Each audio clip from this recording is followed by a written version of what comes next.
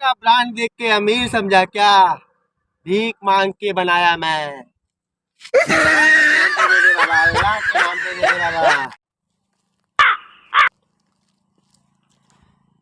ए भाई, हमारा 300 रुपया था।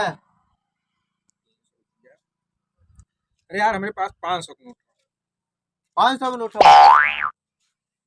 दा, 200 रुपया छुट्टा हमारे पास हो। 500 वाली था। अरे यार गलती से निकल गया, हमारे पास 1000 का नोट है। 1000 दा, 1000 का नोट था, 700 रुपया हमारे पास हो। अरे यार 1000 का नोट तो मोदी जी बंद कर दिए हैं। बस, तो लगा तू उधार आजो ना मेरे पाई का। हमारे पास 2000 का नोट। 2000 के नोट? हाँ हाँ। हमारे पास 1700 रुपया हो, 2000 वाली था। हमारे पास भाई 1 लाख का नोट है। तब जाए तो बाद में दे दिए 1 लाख का कितना? ठीक। नहीं है वो खरीद ले का। क्या कहे है?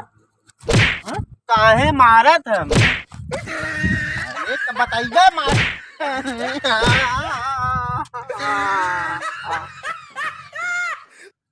आदमी घंटा समझे हैं, जब आवा दिन तब बजाई चला जाते हैं।